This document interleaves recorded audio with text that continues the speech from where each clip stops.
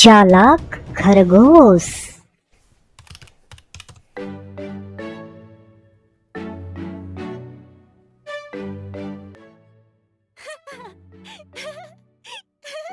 घने जंगल में सभी जानवर खुशी से रहते थे। हर सुबह पक्षियों की आवाज गूंजती और नदी के किनारे सभी जानवर पानी पीने आते। वाओ, इतना स्वादिष्ट पानी, आज तो मजा ही आ जाएगा। लेकिन उस जंगल में एक समस्या थी। कालू लकड़बग्घा हमेशा झूठ बोलकर दूसरों को लड़वाता रहता था। एक दिन उसने सोचा, अगर मैं जंगल में डर फैला दूं तो सारा खाना मुझे ही मिलेगा।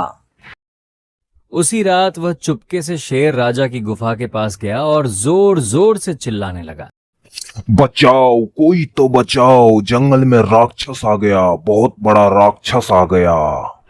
सभी जानवर डर कर बाहर आ गए।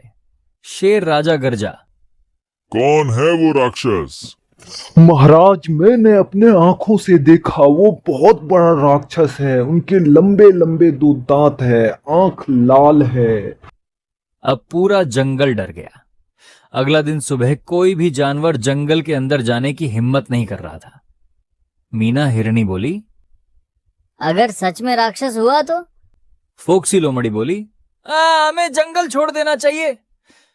लेकिन चीकू खरगोश को कुछ गड़बड़ लगी। उसने सोचा, कालू हमेशा झूठ बोलता है, इस कहीं ये भी झूठ तो नहीं। चीकू ने अपने दोस्त टिंकू बंदर को बुलाया। दोनों ने रात में छुपकर पहरा देने का फैसला किया।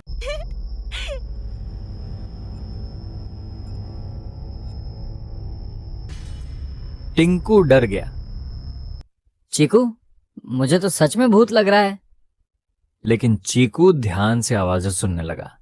तभी उसने देखा, झाड़ियों के पीछे कालू लकड़बग्घा एक बड़ा लाल कद्दू लेकर बैठा था।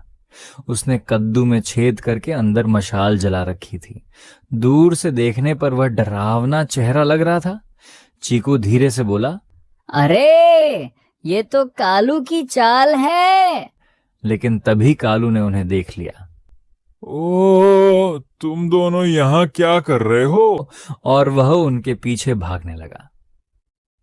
जंगल में पीछा टिंकू पेड़ों पर कूदने लगा। चीकू तेजी से भागा। कालू उनके पीछे चिल्लाता रहा, अगर किसी को बताया तो तुम दोनों को जंगल से निकाल दूंगा। दोनों किसी तरह बचकर शेर राजा के पास पहुंचे, लेकिन राजा को विश्वास नहीं हुआ। कालू इतना बड़ा झूठ क्यों बोलेगा? तभी चीकू बोला, महाराज, आज रात खुद चलकर देख लीजिए। सच सामने आया। रात होते ही सभी जानवर छुप गए।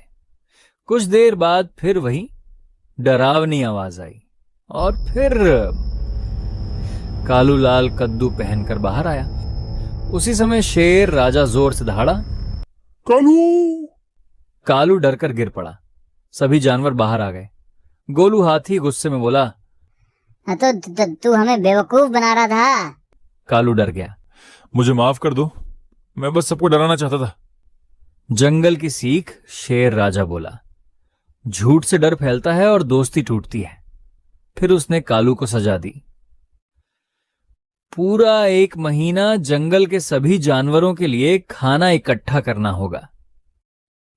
कालू ने अपनी गलती मान ली। धीरे धीरे वह अच्छा बन गया।